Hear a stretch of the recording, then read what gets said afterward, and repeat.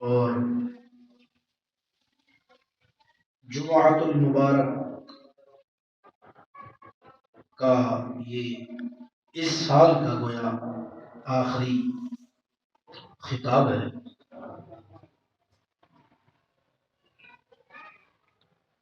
عنقریب 29 تاریخ کے بعد 30 اور 31 تاریخ کی رات، آپ کو بھی علم ہے، مجھے بھی پتا ہے کہ ایک نیو ایئر نائٹ کے نام سے جو فتنے بڑھ رہے ہیں تو اس طرح کے ایسے قسم کے فتنے بھی ساتھ ساتھ بڑھ رہے ہیں۔ نیو ایئر نائٹ یعنی نئی آنے والے سال کی خوشی منانے کے طور پر شرابیں پی جاتی ہیں، بربرنگ کے یعنی گویا کہ موت کے ساتھ کھیل کھیلا جاتا ہے، اور سلنسر نکال کر طرح طرح کی یعنی کہ اللہ محفوظ فرمائے الامان والحفیظ، اس طرح کا ڈھونگ یا اس طرح کے کھیل رچائے جاتے ہیں اور اسے نئے سال کی آنے کی خوشی کا نام دیا جاتا ہے۔ اب یہ آج سوچنے کی یا آج جو گفتگو ہے اس پہ آپ دیکھیے گا کہ کیا واقعی نئے آنے والی سال کی خوشی اللہ اور اس کے رسول کے نزدیک بھی ہمیں واقعی ایسا حکم دیا گیا ہے؟ اگر نہیں بھی دیا گیا، شرعی طور پر اگر بالفرض منع بھی نہیں ہے، تو کیا یہ کام ہمیں اپنی زندگی بھی اجازت دیتی؟ یہ سوچنے والی بات ہے۔ اس سے قبل اس کی ہسٹری، اس کی تاریخی حیثیت میں بیان کروں کہ یہ یہود و نصارہ انگریزوں کا طریقہ کار ہے، لیکن مسلمانوں کا اس کے اندر بہہ جانا اور اکثریت کا بہہ جانا یہ لمحہ فکریہ ہے۔ انگریزوں کا بھی یہ کوئی پرانا کلچر نہیں ہے، آدھ صدی گزری ہے، اس کے اندر تقریباً یہ چند ممالک کے اندر یہ نیو ایئر نائٹ کے نام سے جشن منایا گیا، شرابیں کھلے عام پی گئی، زنا کیا گیا۔ انگریز سور کھانے والے، خنزیر کھانے والوں کو کیا حیا کہ رب اور اس کے رسول کی نافرمانی تنہائی میں ہو یا خلوت میں ہو یا جلوت میں ہو، ان کے نزدیک کیا ہے؟ لیکن اس دن کو مختص کر کے انہوں نے پھر مسلمانوں کے اندر یہ رواج ڈالا، اور وہ مسلمان اس چیز کا پھر اس مصیبت کا یا اس آفت کا شکار ہو، اور اس کی کوئی بیسیکلی یعنی ہسٹری اس کی کوئی نہیں ہے کہ وقت تاریخی حیثیت ہو تو اس کی کہ بھائی فلاں فلاں وقت میں بھی ہوا، فلاں صدی میں بھی ہوا، فلاں صدی میں بھی ہوا، کچھ نہیں تھا۔ کوئی اس کی تاریخی حیثیت نہیں ہے کہ تاریخی حیثیت کہا جائے کہ نیو ایئر نائٹ کے نام پہ فلاں فلاں وقت میں بھی یہ ہوا، فلاں فلاں وقت میں بھی یہ ہوا، کوئی اس کی تاریخی حیثیت نہیں ہے۔ اب یہاں میں ایک ابتدائیہ طور پر تمہیدی گفتگو کے اندر اصل موضوع کی طرف آنے سے پہلے ایک دو ضروری یہ چند کلمات ہیں جو کہ انتہائی پوری گفتگو کا خلاصہ کہہ لیں یا پورے بیانات کا نچوڑ کہہ لیں یا ہماری تاریخ کا ایک نچوڑ کہہ لیں۔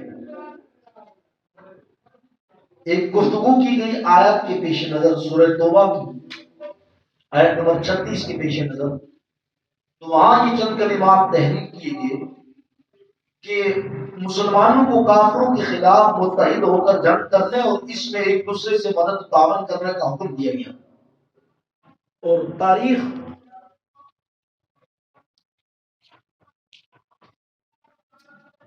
تاریخ شاہد ہے کہ مسلمانوں کا اتحاد اور اتفاق ان کے عروج کا سبب اور ان کی بہت بڑی قوت تھی، اور اسی اتحاد کی برکت سے ان کی قلیل تعداد کافروں پر کثیر کافروں کی تعداد پر بھاری ہو جاتی تھی، اور ہر میدان میں مسلمان غالب رہے، مسلمان ہر طرف اپنی فتح کے جھنڈے لہراتے رہے، اور روم ہو یا ایران ان جیسی اپنے وقت کی سپر پاورز کو اپنے قدموں تلے روم کر رکھ دیا، مصر ہو، عراق ہو، اسپین ہو، افریقی ممالک میں اسلام کے پرچم کو بلند کیا۔ الغرض کفار اپنے اتحاد اور عددی برتری اور جنگی ساز و سامان کی فراوانی کے باوجود مسلمانوں پر کسی طرح غالب نہ آ سکے، اور یہ سب مسلمانوں کے ایک مرکز پر جمع ہونے اور باہمی اتحاد اور اتفاق کا نتیجہ تھا۔ جب کفار کسی طرح مسلمانوں کو شکست نہ دے سکے تو انہوں نے مسلمانوں کے اتحاد کو ختم کرنے اور ان میں افتراق و انتشار پیدا کرنے کی کوششیں شروع کر دی، اور اس کے لیے سب انہوں نے بے تحاشا مال و زر، سونا چاندی، ہیرے جواہرات خرچ کر کے مسلمانوں میں دین فروش علماء، گمراہ علماء، غدار پیدا کیے۔ مسلم وزراء، مسلم حکمرانوں اور فوج کے سالاروں کو خریدا، یہاں تک کہ انہوں نے اس کام کے لیے اپنی عورتوں کے حسن اور جمال اور ان کی عزت و آبرو کو بھی استعمال کرنے سے گریز نہیں کیا انگریزوں نے۔ جب وہ مسلمانوں میں مال و زر کی خواہش، سلطنت و حکومت کی ہوس، شراب، رباب و شباب کی طلب اور ایک دوسرے سے حسد، بغض، عداوت، کینہ پیدا کرنے میں کامیاب ہو گئے تو اس کا نتیجہ مسلمانوں کے زوال کی صورت میں ظاہر ہے۔ مسلمانوں کا باہمی اتحاد ختم ہو گیا، وہ لامرکزیت کا شکار ہو گئے اور ٹکڑوں میں بٹ گئے۔ مسلمانوں کی اسی کمزوری کا فائدہ اٹھا کر کفار رفتہ رفتہ ان پر غالب آنا شروع ہو گئے۔ پھر مسلمانوں نے اندلس، جامعات ارتباع، جس کا اقبال نے اپنے اشعار میں رونا ہویا، غرناطہ، ترکستان، ایران، بغداد، فلسطین اور دیگر ملکوں میں عیسائیوں اور تاتاریوں سے ایسی عبرت کا سامنا کیا کہ اسے سن کر کلیجہ منہ کو آتا۔ مسلمانوں کے گھر اور مال و اسباب جلا دیے گئے، ان کی مساجد میں کفار نے اپنے گھوڑے باندھ دیے جامع کے ارتباط، اور اذان و نماز پر پابندیاں لگا دی گئی۔ ان کے اہل حق علماء اور اسلام کے وفاداروں کو چن چن کر قتل کر دیا گیا۔ ان کے علمی اور روحانی مراکز تباہ و برباد کر دیے گئے۔ بغداد میں مسلمانوں کے علمی ورثے کو جب دریائے نیل میں غرق کیا گیا، ائمہ دین کی لکھی گئی تحریرات اور کتب کو اور صحیفوں کو جو انہوں نے کلمی نسخے لکھے تھے، امام غزالی کے نکالے، مولانا جلال الدین رومی کے نکالے، حضور شیخ العالم محبوب سبحانی، حضرت غوث الاعظم عبد القادر جیلانی کے کلمی نسخے نکالے، دیگر ائمہ دین نے جو چوتھی، تیسری، چوتھی، پانچویں، چھٹی صدی ان صدیوں کے اندر آئے اور ہجریوں کے اندر، ان لوگوں نے جو قلمی نسخہ جات لکھے، پرنٹنگ کا تو پریس کا نظام ہی نہیں تھا، وہ تو غائب آیا، تو اس وقت ہاتھ سے تحریر کیا جاتا تھا، سیاہی سے لکھا جاتا تھا۔ ان کے تمام ان کے علمی ورثے کو جب دریائے نیل میں تاتاریوں نے، منگولوں نے، عیسائیوں نے غرق کیا تو ان کی اس اوراق کی سیاہی سے دریائے نیل کا پانی سیاہ ہو گیا۔ اس قدر ہمارا علمی ورثہ دریا میں بہا دیا۔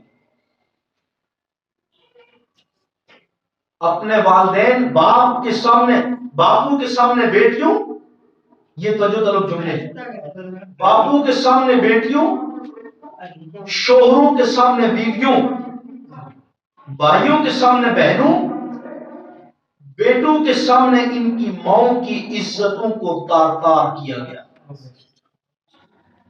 قابل غور جملے، اور یہ وہ جملے ہیں جو بندے کو اگر غیرت مند بندہ ہو تو جگہ پہ وہ جناب اگر کچھ کر نہ سکتا ہو تو جان دے کر مر جائے۔ یہ اتنے حساس رشتے ہیں، میں جو کہہ رہا ہوں آپ سمجھ لیں۔ مسلمان حسرت کے آنسو بہانے کے سوا کچھ نہیں کر سکتے۔ آج کے مسلمانوں کا حال دیکھا جائے تو صاف نظر آتا ہے کہ یہ اپنی تاریخی عبرتناک غلطیوں سے سبق حاصل کرنے کے بجائے انہی غلطیوں کا سرے کو دوہرا رہے ہیں، اور ایک مرکز پر جمع ہو کر متحد ہونے کے بجائے مختلف ٹکڑوں میں بٹ کر کفار کا دست نگر ہو کر زندگی گزارنے کو اپنے عظیم سعادت سمجھ بیٹھے۔ اپنی حکومت اور سلطنت بچانے کی خاطر کفار کے آگے ایڑیاں رگڑتے، آپ کی تائید کی اس میں ساتھ آئی، کفار کے آگے ایڑیاں رگڑتے، اور پھر یہ کہ ان کی ناراضی کو اپنی محتاجی کا پروانہ سمجھتے ہیں کہ جی ان کے ساتھ تعلق ختم ہو گئے، اگر ختم نبوت کی بات کرتے ہوئے تو ہم غریب ہو جائیں گے، ہم تو لاچار کنگال ہو جائیں گے۔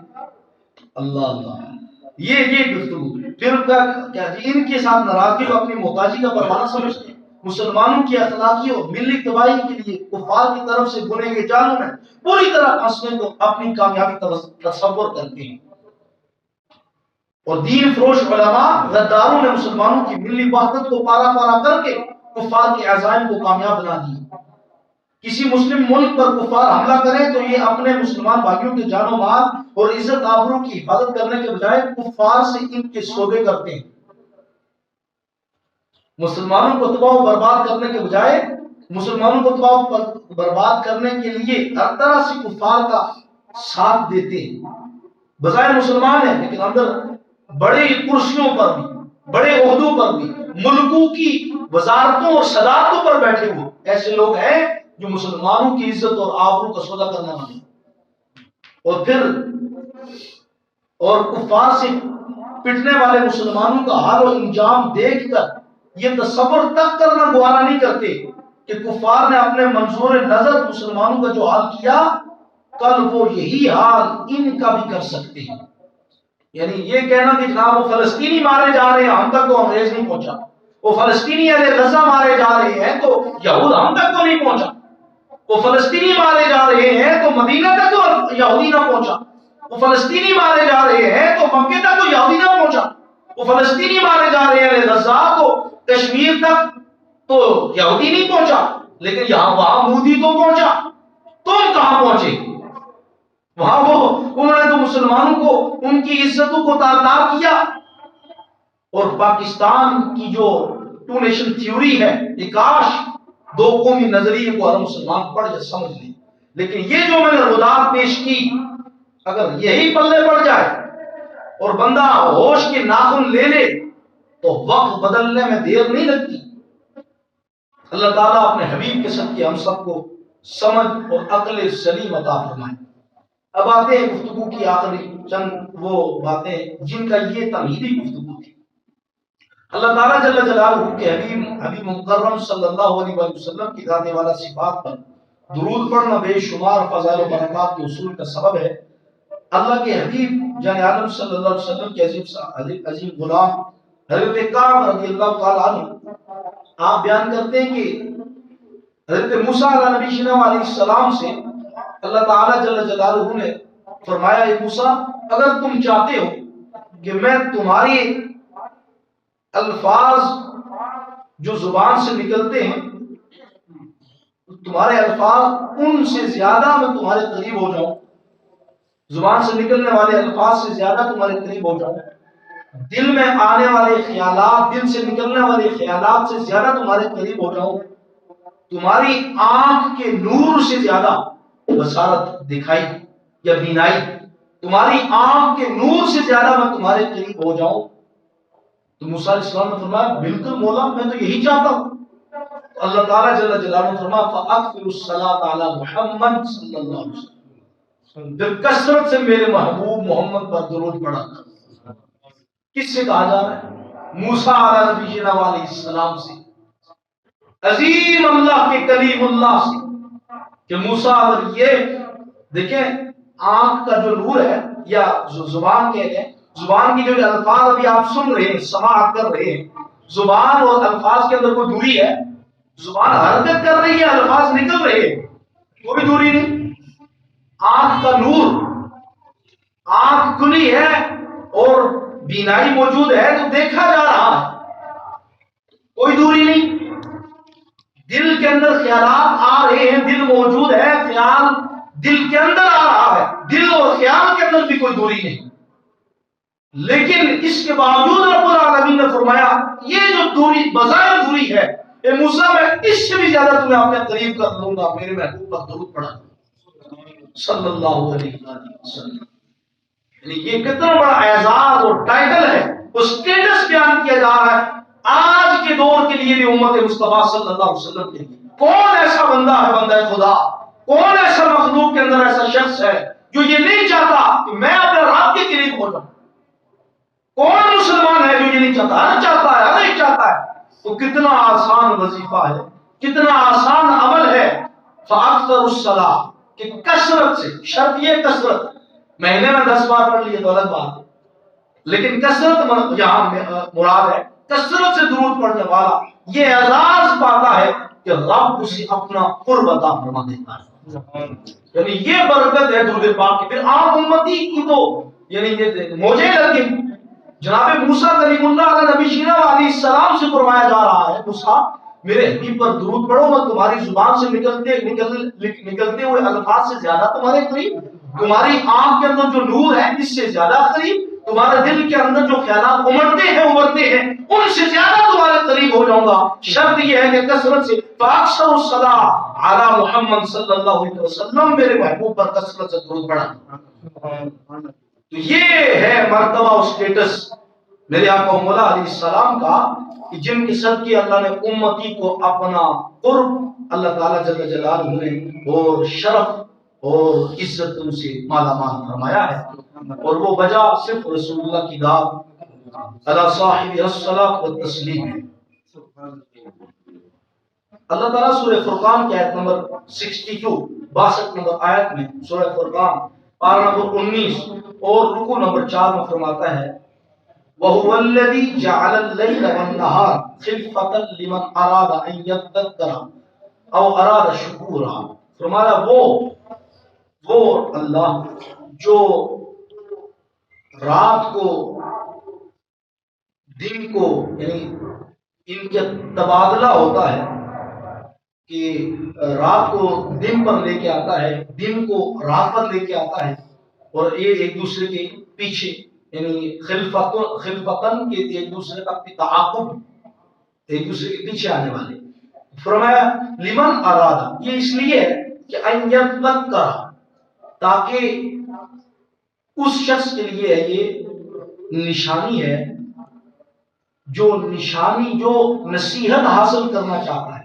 ان یذکر یہ نشانی اس کے لیے ہے جو نصیحت حاصل کرنا چاہتا ہے. او ارادہ شکورا, یا یہ اس کے لیے ہے جو شکر کرنا چاہتا ہے, شکر خدا اللہ کا شکر گزار بننا چاہتا ہے. یہ نشانی اس کے لیے. آج کے دور میں پہلی بات یہ ہے کہ یہ دن کا اور رات کا بدلاؤ, تبدیلی, چینجنگ, یہ ہمیں بہت بڑا پیغام فنا دیتی ہے, بہت بڑا پیغام فنا دیتے ہیں کہ رات گزر گیا یہ واپس لوٹ کر, رات گزر گئی یہ واپس لوٹ کر آنے والی نہیں. یہ دن چڑھ گیا یہ گزر گیا, یہ دن لوٹ کر آنے والا نہیں. یہ بہت بڑا پیغام فنا ہے. آج کا یعنی گھڑی کی یہ ٹک ٹک بھی یہ ہمیں پیغام فنا دیتی ہے کہ جو نادان, جو غفلت میں تو نے ذکر خدا سے جو تو نے ایک سیکنڈ بھی گزار دیا وہ گزر گیا, لوٹ کر آنے والا نہیں. یہ منٹ پورا ہو گیا, یہ گھنٹہ پورا ہو گیا, یہ سیکنڈ پورے ہو گئے, یہ ایک دن پورا ہو گیا, یہ ہفتہ پورا ہو گیا, یہ مہینہ پورا ہو گیا. دن بدل رہے ہیں, ہفتہ بدل رہا ہے, ایک ہفتے سے دوسرا, دوسرے سے تیسرا, تیسرے سے چوتھا ہفتہ, پھر ایک مہینہ, دوسرا مہینہ, تیسرا, چوتھا, پانچواں, چھٹا, ساتواں, آٹھواں, نواں, 10واں, 11واں, 12واں سال کمپلیٹ ہو گیا, پورا سال گزر گیا.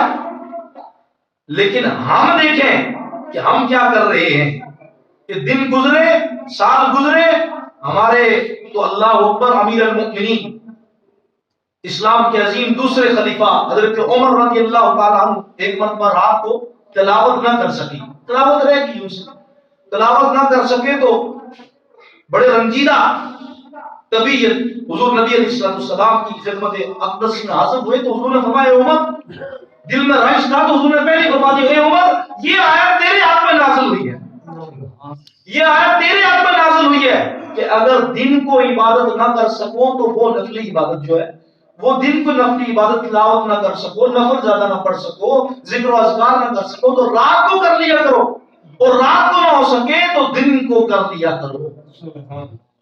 یعنی یہ ہمیں یہ پیغام دیا جا رہا ہے کہ دن اور رات یہ جو گزر رہے ہیں یہ ہمیں ہر آنے والی ساعت اور گھڑی مجھے اور آپ کو موت کے قریب کر رہی ہے, مجھے اور آپ کو ہر آنے والی گھڑی قبر کے قریب کر رہی ہے, ہر آنے والی ساعت, ہر آنے والی گھڑی قبر کے ہمیں قریب کر رہی ہے.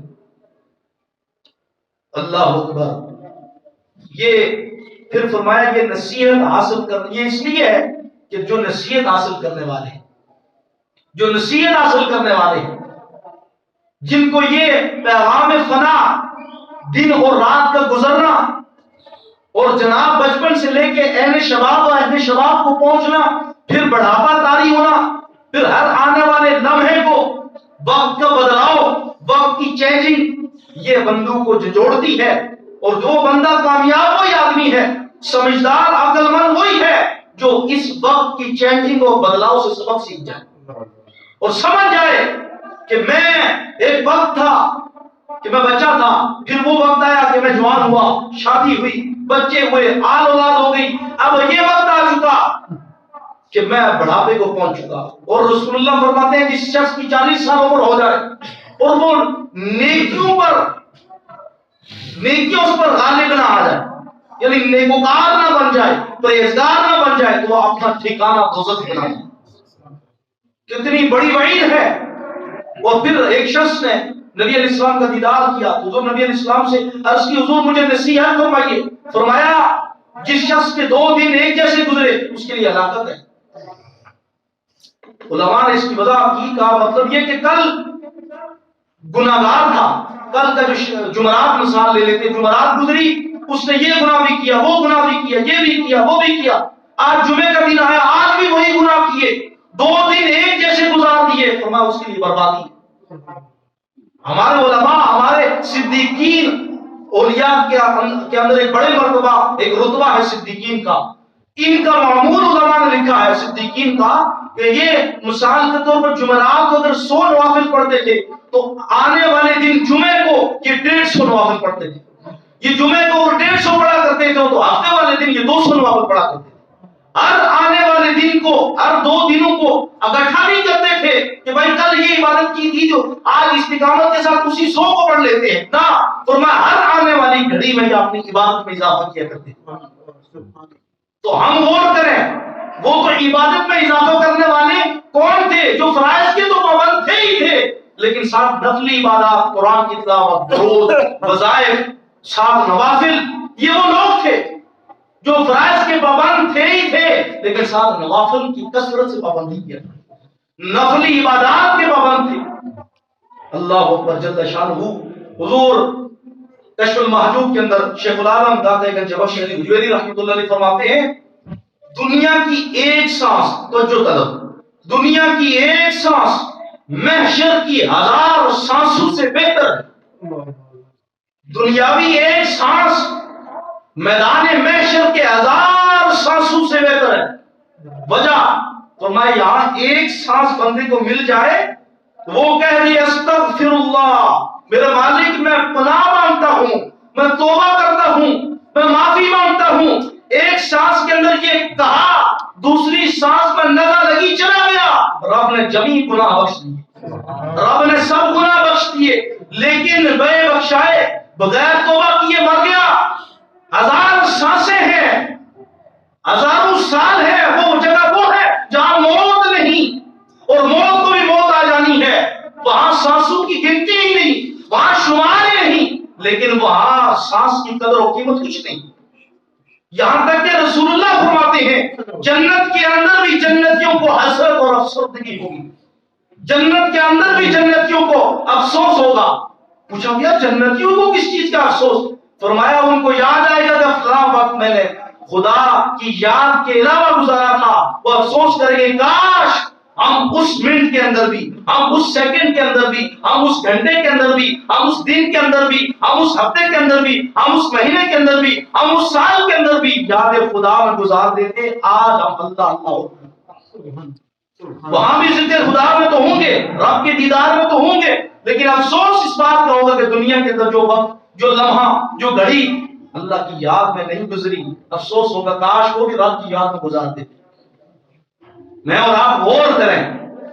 اور یہ جو لمحہ ہے آنے والے 31 تاریخ کو نیو ایئر نائٹ، یعنی یہاں تو قرآن تو یہ کہہ رہا ہے کہ یہ عبرت ہے، یہ نشانی ہے دن کا بدلنا پھر رات کا آنا. اور ہمارے یہاں کیا ہو رہا ہے؟ ہمارا سال بدلتے ساتھ ہی ہیپی نیو ایئر نائٹ. اور خوشی کس چیز کی ہے؟ کہ زندگی کا ایک وقت کم ہو گیا. امام حضرت ابو رجب حنبلی رحمۃ اللہ علیہ فرماتے ہیں لطائف المعارف میں، فرماتے ہیں نادان اس سے بڑھ کر بیوقوف کون ہے جو اپنی زندگی کم ہونے پر خوشیاں منائے. اس شخص سے بڑھ کر بے وقوف کون جو زندگی کم ہونے پر اور اپنے آپ کو قبر کے قریب ہونے پر خوشیاں منائے. یعنی سوچنے کی بات یہ ہے کہ میں یہ سوچوں کہ بھائی پچھلا جو سال گزر گیا، پچھلے سال میں نے یہ نئے کام کیے، اس سال میں نے کیا کیا، اس سال میں نے کیا کیا. جو کام کرنے کے ہیں 2024 میں وہ یہ کام کرنے کے بھائی میں نے پچھلے سال یہ کام نہیں کر سکا، انشاءاللہ اس سال حج کرنے کی سعادت حاصل کروں گا. کام کرنے کے تو یہ ہے کہ اس سال انشاءاللہ میں پابندی سے پورا سال اللہ نے چاہتا ہوں انشاءاللہ قرآن کریم کی مسلسل رمضان ہو غیر رمضان ہو کثرت سے تلاوت کرتا رہوں.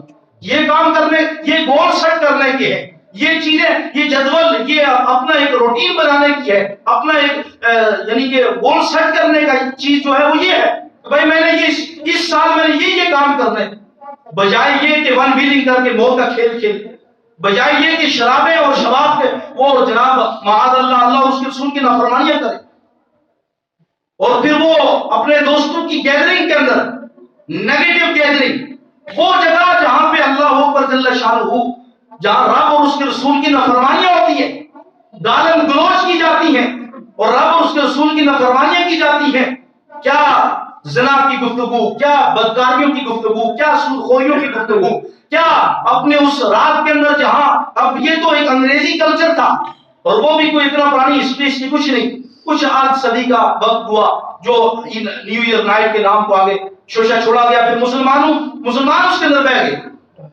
اور ہماری نوجوان طبقہ، ہماری نوجوان نسل اس کے اندر بہ گئی کہ نیو ایئر نائٹ کے نام پر اپنی خواہش نفس کی تسکین کے لیے معاذ اللہ وہ کام کر گزرتے ہیں جس کا حساب نہیں. اور اتنے کیسز آتے ہیں اس نائٹ، اس رات کو کہ فلاں لڑکا ون ویلنگ کرتے وہ مر گیا، فلاں لڑکا شراب کے نشے میں یہ کام کرتے وہ مر گیا. مجھے بتائیں رسول اللہ کو فرماتے ہیں کہ بندہ جس حال میں مرے گا اسی میں اٹھایا جائے گا. تو کیا یہ کوئی یہ قبول کرے گا کہ میں اس حالت میں اٹھوں کہ اللہ اس کے رسول میری طرف رحمت کی نظر ہی نہ فرمائیں؟ تو بہترین بنے، انسان بھی بنے، بہترین انسان بنے، بہترین آدمی بنے. کون ہے بہترین آدمی؟ ترمذی شریف کی حدیث پاک ہے، رسول اللہ سے پوچھا کہ ای الناس خیر، who is a great man، بہترین آدمی کون ہے؟ نبی علیہ السلام نے فرمایا من طال عمرہ، جس کی اللہ تعالیٰ نے عمر لمبی کر دی، دراز کر دی، لمبی عمر دی. پھر کیا لمبی عمر والا اچھا آدمی تھا؟ نہیں، فرمایا وحسن عملہ، فرمایا وہ بندہ جس کی اللہ تعالیٰ نے عمر بھی دراز کی، اس نے درازی عمر کو غنیمت سمجھتے ہوئے، سانسوں کی اس مالا کو غنیمت سمجھتے ہوئے وہ ساری زندگی رب کی یاد میں گزار دی. بہترین آدمی وہی ہے. اور فرمایا ای الناس شر، فرمایا بدترین برا آدمی کون ہے؟ نبی علیہ السلام نے فرمایا من طال عمرہ، جس کی اللہ نے عمر بلند کر دی، بڑی کر دی، لمبی ہو گئی، لمبی عمر اس نے بڑھائی، لیکن وسع عملہ، اس نے برائیاں کی، رب کی نافرمانیاں کی. عمر تو بڑے بڑی سفید داڑھی ہو گئی لیکن رب کی نافرمانی سے حیا نہ آئی، رب کی نافرمانیوں سے حیا نہ آئی، رب کے رسول کی نافرمانیوں سے حیا نہ آئی. سفید داڑھی بال، یہ پیغام اجل آ گیا، یہ پیغام فنا آ گیا کہ بابا جی اب آپ کا وقت قریب آ گیا، اب ایک جھٹکے کی مار ہے، اب کچھ بھی نہیں بچا. اس کے باوجود بھی فلم دیکھتے ہوئے دیکھیں گے ہیں، اس کے باوجود بھی گانے سن رہے ہیں، اس کے باوجود بھی نمازوں کی طرف نہیں آ رہے، مسجد کی طرف نہیں آ رہے. پنج گانا نماز پڑھنا تو دور کی بات، بعض ایسے بھی احمق ہیں جو جمعہ کی بھی نماز نہیں پڑھنا.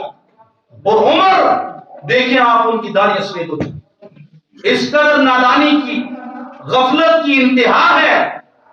اللہ اکبر جل شانہ. تو بہترین عقل مند آدمی وہی ہے جو اپنی اس یاد کو، اپنے ان لمحات کو، اپنی ان دی گئی رب کی نعمتوں، سانسوں کو اللہ اور اس کے رسول کی یاد میں لگا دے، اللہ اور اس کی فرمانبرداری میں لگا دے.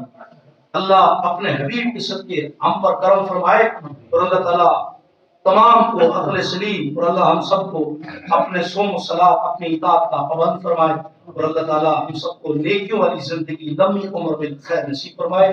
31 دسمبر کو انشاءاللہ عشاء کی نماز کے بعد اللہ نے چاہتے انشاءاللہ مدنی چینل پر لائیو مدنی مذاکرہ نیو ایئر نائٹ کے نام پر جو لوگ نافرمانیاں کرتے ہیں تو انشاءاللہ وہ آپ مدنی مذاکرہ ٹی وی چینل پر لائیو دیکھیں گے تو انشاءاللہ نیکیوں میں اور رات گزاریں گے انشاءاللہ. اللہ تعالیٰ مجھے آپ کو عمل کی توفیق عطا فرمائے.